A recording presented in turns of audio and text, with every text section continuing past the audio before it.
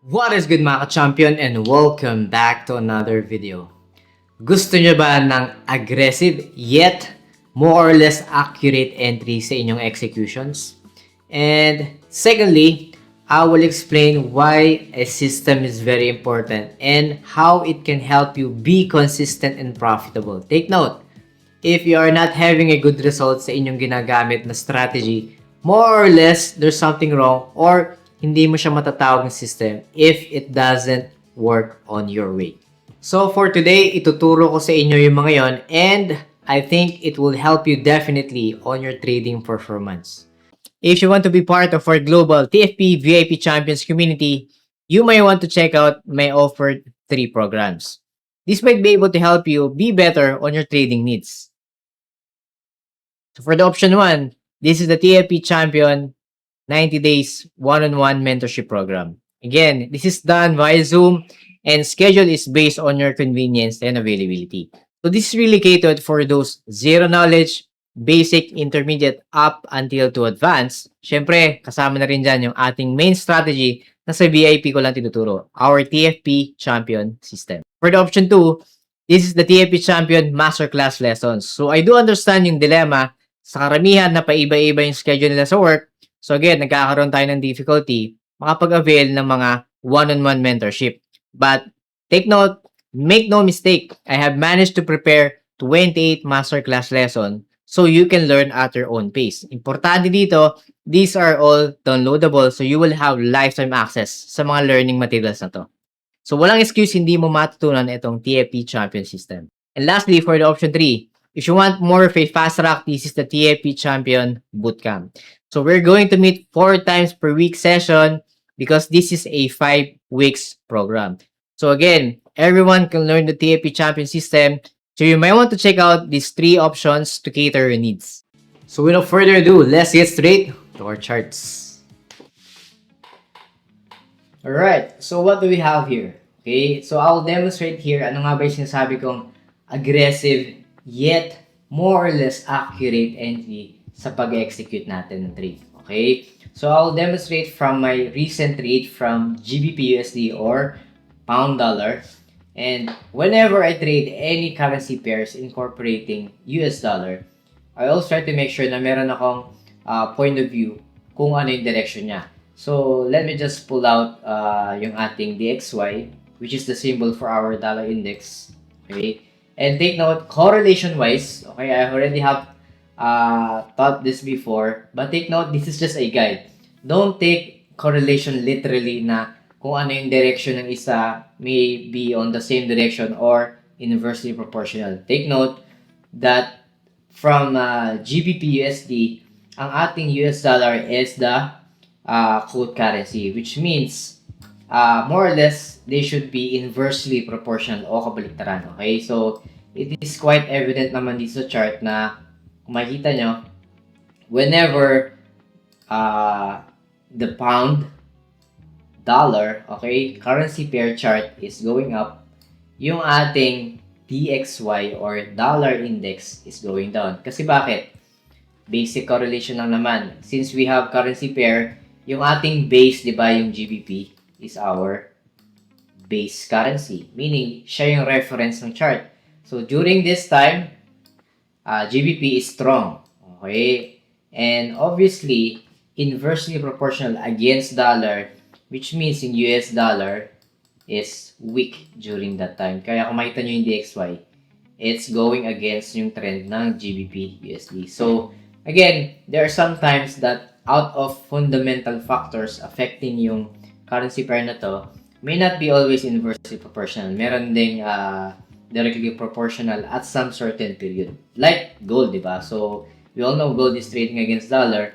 So, that is why, in general, gold and dollar is inversely proportional, obviously. Okay? So, again, aware tayo na they are correlated inversely proportional in terms of structure. Okay? So, again, kung makita nyo, while GBP/USD is going down, okay, yung ating index is slightly going up kasi it correlates dito sa ating current past candles. Okay? So, let me just remove the DXY. So, you can use DXY para mas magkaroon pa kayo ng multiple opportunities. Kasi bakit?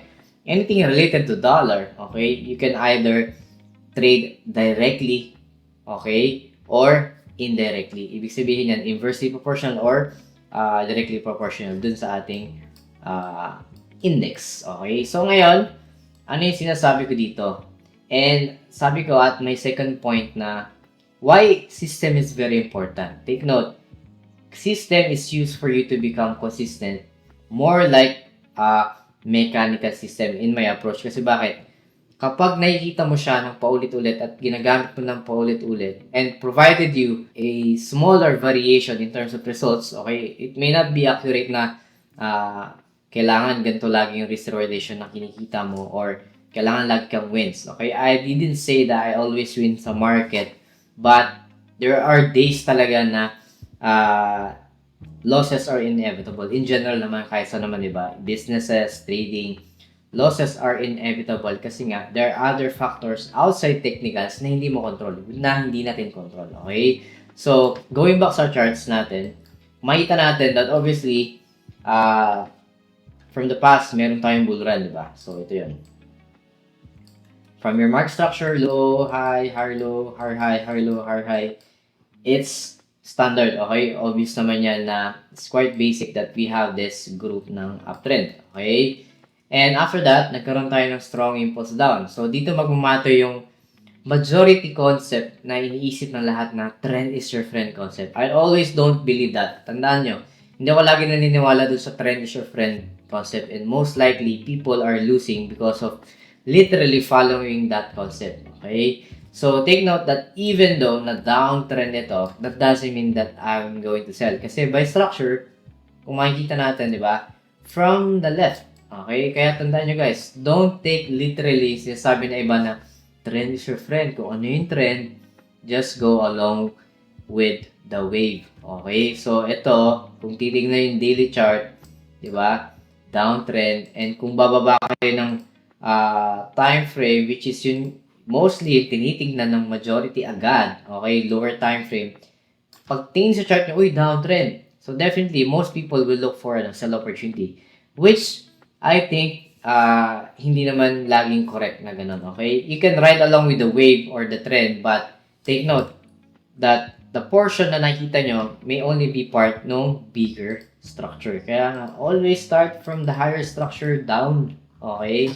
So, multi-time frame analysis, top-down analysis process is very important. So, aware ako that even though puro selling pressure signals to, di ba? Kasi mahaba yung sa taas and that explains na merong momentum of sellers pulling down sa market. Okay? But it is quite evident na ang market ngayon is sitting within the range ng support, okay? Or buyer's area. Kasi kung ipa-plot ko nga yung ating support zone, and paano nga natin i-plot yun?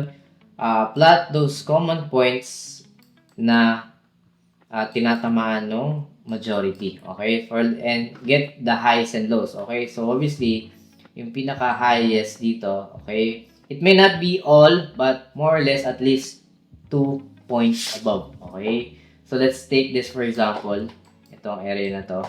So, ibig sabihin, ang pinaka-highest dito na point na pwedeng tamaan is this area, okay? So, I can use that as an initial range for my support. Okay, ito. Kapalan ko na lang para ma-visualize. Okay, and the lowest is obviously itong structure na yan. So, meaning, ganyan kakapal yung aking support level at this period. Okay, during that time. Okay, it was Wednesday and Thursday, I was aiming for a trade dito. So, kung makita nyo, within this range, market reacted several times and it had a bull run. Ibig sabihin, there are a lot of buyers sitting in here. And ngayon, bumalik na yung market doon. So, does that guarantee na magbabay ako agad or magsisell ako kasi merong downtrend? Again, the lower time frame will matter ngayon doon sa execution mo. Okay? And take note, I was just aiming for short-term trade. Okay? Although setup-wise, medyo matagal-tagal, but again, 10% execution, 90% waiting. That is the discipline of a good trader. Okay? Knowing that concept. Okay? Okay, magmamadali. Time is everything and every wait is worth, di ba? Worth it pagdating dun sa mga profits. Okay? So ngayon, confluence-wise, I am at support level and if I'm going to plot my resistance area, obviously, at the peak, okay, this may be significant long term, and ano pa, yung ating trendline support. Okay, so obviously, meron tayo dito what, anchor point na pwedeng i-connect. Okay, but take note, everything na nangyayari ngayon, okay, is not a good swing setup. Kasi bakit? It doesn't explain, it doesn't what? It doesn't satisfy yung system rules pagdating sa swing perspective. May it be selling or may it be buying. Kasi bakit? Kung buying ako, I must be above at least 2 confluences above trendline support, which is not, and above horizontal support and counter trendline resistance. So ngayon, nagtatalo yung dalawang level, di ba? Trendline support, I am down, and horizontal support, I am above. So meaning, I do have this space, di ba, na pwede kong i-trade short term. That's why I was aiming for short term trade. If this is really a buy opportunity, I could have traded within this range. Since nasa daily ako, meaning sa lower time ko, medyo malawak-lawak pa yung pwedeng takbuhin ng price. Okay? So ngayon, let's remove this trend support since it's not significant yet, since I'm not aiming for swing trade. Okay? So, aware tayo that I am support level. Anong gagawin ko dito ngayon? Okay? Again, use the previous daily high and low. Okay? Just as a reference. Okay? So, alam natin yan yung red lines na yan ay yung ating previous daily high and low. Okay? But since I'm aiming for short term, punta tayo ng lower time frame to see more structures, di ba? So, ngayon, ano nakikita natin? Okay? Meron ako dito, what? Downtrend. And ngayon, yung current price is nagpapabalik-balik sa certain level of support, di ba? Logically, meron tayong logical support here. Okay? It doesn't have to be exact, but you get the point. This is my logical support level. Okay?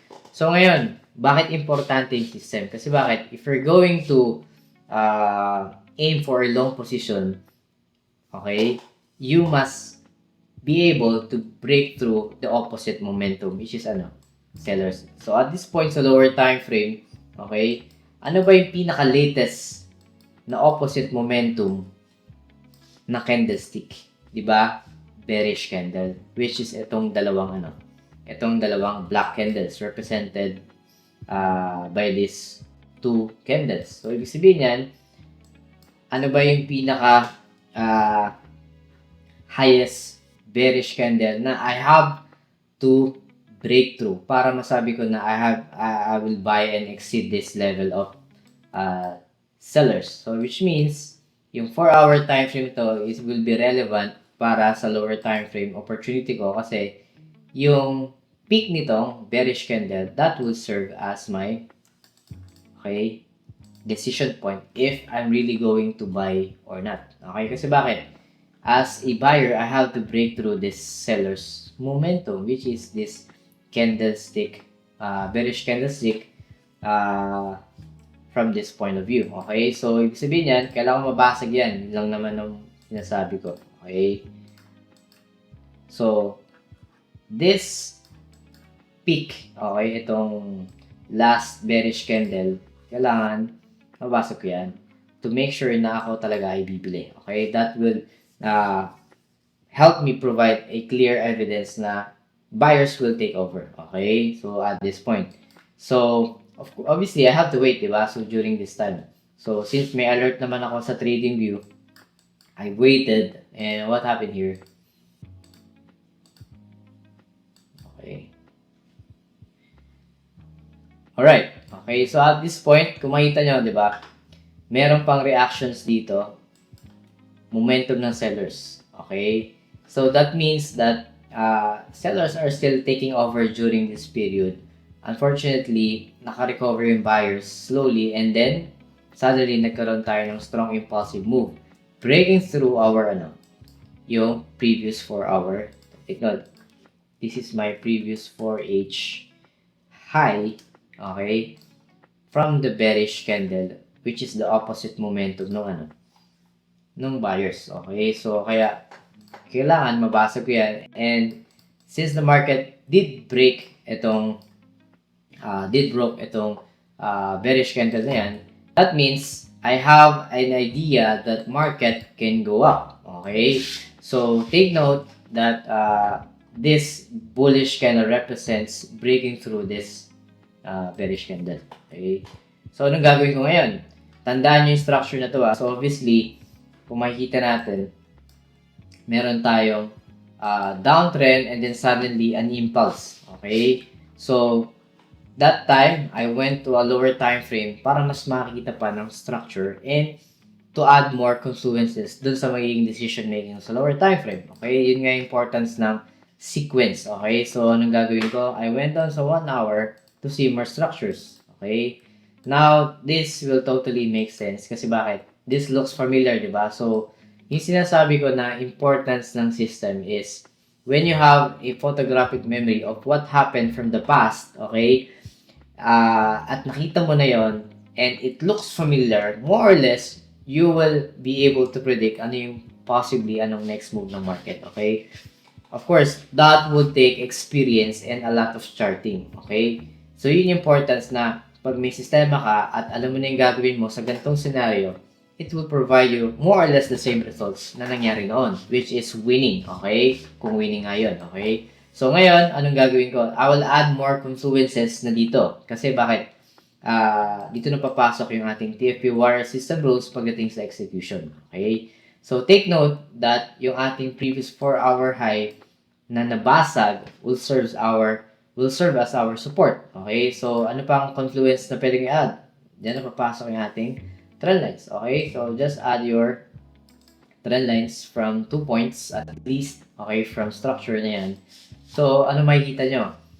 This already satisfied yung aking TFP Warrior buying opportunity pagdating sa HPT. So, ibig sabihin yan, my HPT more or less would probably, I must be above horizontal support, I must be above counter trend line support, counter trend line resistance, and I must be above trend line support, which it didn't happen yet. So, ibig sabihin yan, I must have at least a pullback. Okay?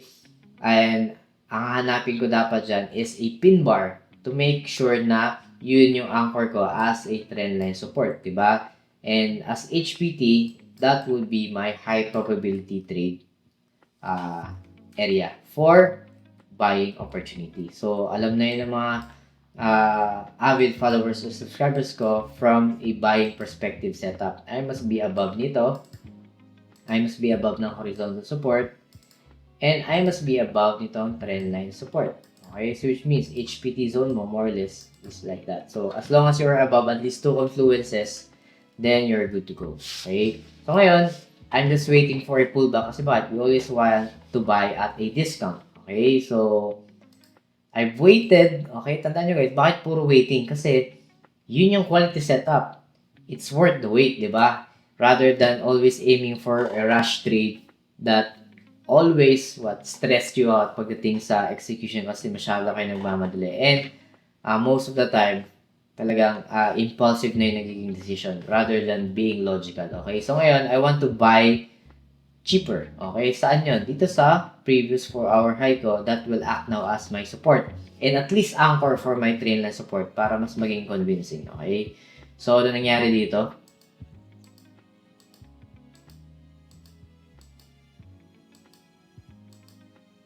You need to wait for a pullback. Okay? Tandaan nyo guys, itong 4-hour previous candle high will now act my support kasi bakit? Nabasag na yan. Previously, that was a resistance level. Tandaan nyo, yun yung peak ng last bearish candle na kailangan nyo mabasag. Ito yun. Itong may circle na to. Ayan. Okay, so just a recap. Okay, so sa 1 hour, we're waiting for a proper pin bar or a pullback. Kasi bakit? Tandaan yung structure na to Kasi bakit? Sabi nga, a system is always a structure repeating itself ng paulit-ulit. Okay, so downtrend squeeze, then impulse. Okay, and then pullback hintayin natin for another impulsive move up. Okay, so we have to wait. Obviously, I've waited. So nakita nyo, if I'm just a normal average trader or an amateur, di ba? Which for some people na nanonood dito, take note that you don't have to chase for the price. Huwag nyo habulin. Kasi bakit? Don't be a FOMO or you don't have to have that FOMO mentality na iniisip yun na iwan na kayo or you already miss out the opportunity going up. Market by nature corrects itself before a huge pump. Okay? So, yun yung kailangan natin maintindihan. So, what happened here? I need a pin bar. So, may pin bar, but again, we want more accuracy, sabi ko nga. So, although this can be a good spot, so, I want to at least react dito kasi this is my logical support pagdating dun sa last bearish candle. Okay?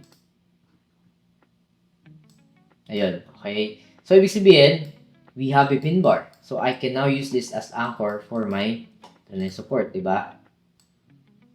So, since hourly time frame to, I still have more time to react rather than just 1 minute trading na nag-iisip ka pala gumagalaw na yung price. So, tandaan nyo guys, lower time frame, too much lower time frame, like 1 minute, masyado ng maraming noise and gives false signals, okay? So, ngayon, ano makita nyo, di ba? We are on the right spot.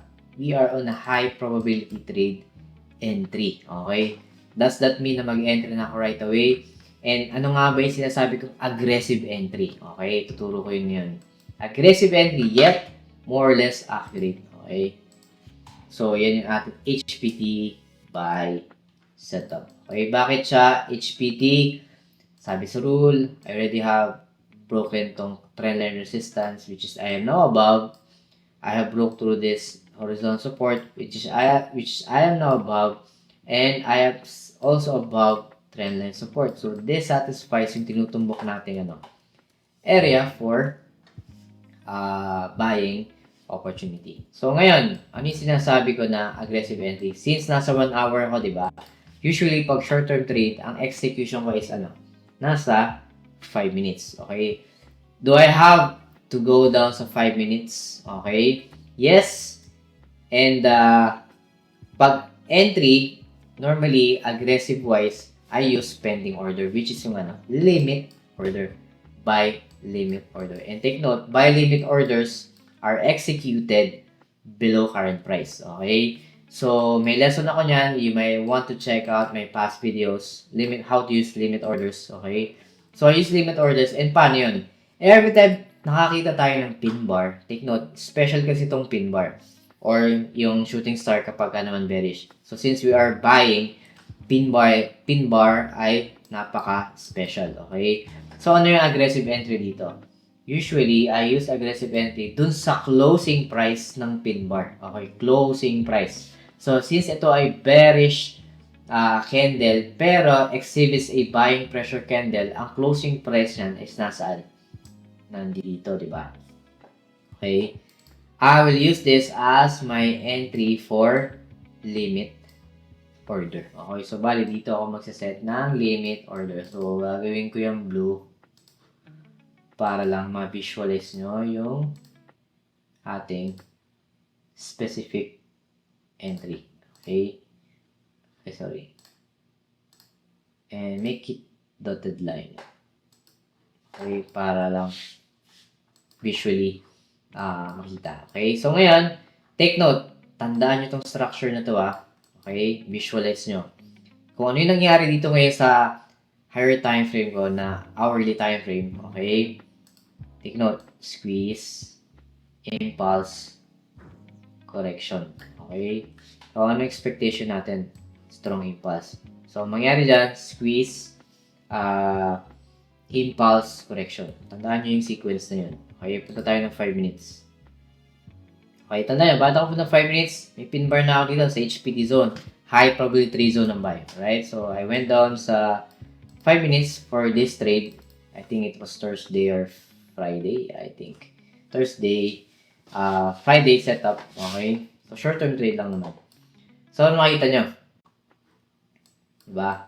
I was aiming for the same, For the same setup. Okay, take note, I need also to mark also my higher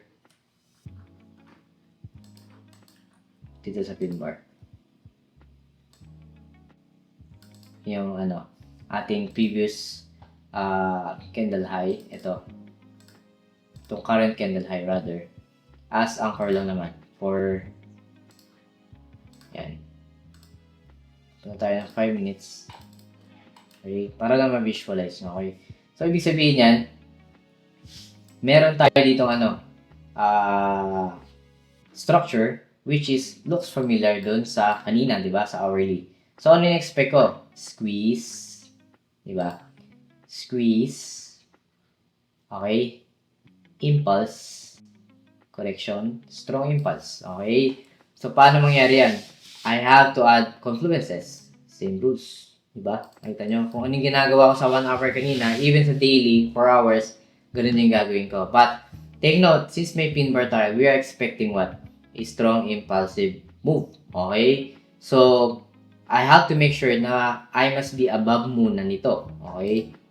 Tandaan nyo, hindi pa ako nagsaset or pwede na ako mag-set ng limit order dito actually. But, again, the idea here is mas maganda mag-set ka ng limit order kapag nagkaroon ka na ng impulse bago ka mag-set. Kasi ba, you must be above current price. Ang current price mo ngayon is nasaan? Dito, di ba? Kasi yan yung closing price. So, you cannot set limit order yet. So, kailangan mag-set ka ng limit order pag nagkaroon ka na ng impulsive move up. So, as a buying setup, you must be above this level. Same rules, di ba? Above nitong counter trend resistance, above nitong horizontal support, and yung anchor point mo for correction, yun na yung pwede mong gawa ng aggressive accuracy entry. Doon nga sa closing price nung pin bar sa 1 hour. Okay? So, take note, ito yung closing price, yung blue line na yan, as reference natin ng pin bar. Okay? So, obviously, we have to wait to break through yung mga certain levels. Ayun. We already have a break. Okay? And we need to have a correction. So, ibig sabihin, let's see what happens sa next candle. Meaning, we are above now nung ating support. So, ibig sabihin, I have broke through 2 confluences, isa, dalawa. So, again, as an aggressive entry, my aggressive entry would be dito sa body ng closing price no pin bar. Okay? So, ibig sabihin yan, ay yung sinasabing accuracy is always reference mo yung closing price ng pin bar. Ito yun. Kasi by nature, yung price kasi usually, bumabalik yan saan? Dito sa body ng Body ng what? Body ng closing price ng pin bar. Okay? So, balik tayo sa 5 minutes and see what happens. Take note, nakaset na ako ng limit order dito during that time. And of course, yung ating stop loss must be slightly lower nung ating structure. Okay? So, again, our setup would be like this. And saan tayo maglalagay ng take profit? Lagay mo lang sa peak. Okay? At least 1:3. Ayan, meron tayong 1:3 setup, which is our standard less greed approach. Okay? So, you can go up sa higher time frames, in structure lang din naman yan. Balik ka sa slightly higher. Yun din, di ba? Yung peak nun. Okay, so balik tayo ng 5 minutes. See what happens. Okay. So, take note, buy limit is always set below current price. So, yung current price natin sa taas, we can already set yung limit order coming from the body closing price no pin bar. Okay. See. From this point, you could have already triggered yung entry. So, that time, I was triggered dahil nga dun sa limit order, pending order. So, again, means it's already running trade. See what happens next. Okay? So meaning, it goes deeper, but ang point dyan, ang point dyan, accuracy-wise, di ba? Pumunta siya dun sa body ng closing price ng pin bar. Okay? Okay? Even deeper, but again, what do we expect? Siyempre, after the impulse correction, strong impulse, kasi that is the cycle no ano, nung setup natin for this water system, di ba? Squeeze, impulse correction. Okay? So, what happened here? So, dito pa lang, nag-take profit na. So, 1 to 3 setup, if I'm not mistaken, dun nga sa actual short-term trade. Uh, last week, okay, which is around Thursday or Friday. Okay? So, again, ano makikita nyo dito? The importance of the system is kung mabivisualize nyo, di ba? Anong itsura nito versus sa 1 hour? Di ba? Pareho. Makita nyo. So, that's the importance of having a photographic memory dun sa system na what made me win dun sa previous trade or past trade. Okay, pag nakita ko yung ganun setup, more or less, it's the same result. Okay, kasi bakit? That is how system works. The system works ng paulit-ulit and making you consistent dun sa inyong magiging future trades. Okay? And pagdating naman dun sa aggressive accuracy as a review, di ba? Dun tayo saan? Normally, price react dun sa body ng closing price ng ng pin bar. Okay? So baka sabihin nyo is chamba lang yon or kung ano man. Take note. Okay? So we have here pin bar again. Okay, para lang ma-visualize nyo, I will make a separate video for this, di ba? Yung mga aggressive accuracy entry. So makita nyo, saan nag-react yung ating price sa pin bar, closing price, di ba ito? Okay? So baka sabihin nyo, hindi, isa lang yan. Okay? Check nyo yung iba, di ba? Check nyo yung ibang structure ng candle. Okay, let's see. Diba? Pin bar, same. Okay, hanap pa tayo ng pin bar. See, pin bar, closing price. Okay, ito. Diba? Bumabalik siya dun sa closing price ng pin bar. Okay? Yun yung pwede nyo gawing aggressive entry. Ano pa? Ito. Diba? Saan bumabalik or nagko-correct yung market? Diba? Sa ating closing price. Okay? So, meaning, kung ikaw ay nasa higher time frame, like 1 hour, no need na intayin candle per candle. You can aggressively mark itong closing price ng pin bar and hintayin mo lang hintayin mo lang magkaroon ng break based sa rules, di ba? Nung iyong confluences levels, then set ka ng pending order. Okay? And that would more or less provide you an accuracy pagdating sa entry. Alright? So, again, I hope you get the point of what I'm saying pagdating dito sa accuracy, aggressive entry.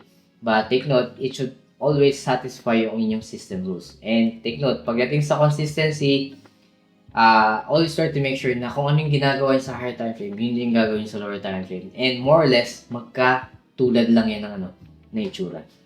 Alright? So that will be it for today.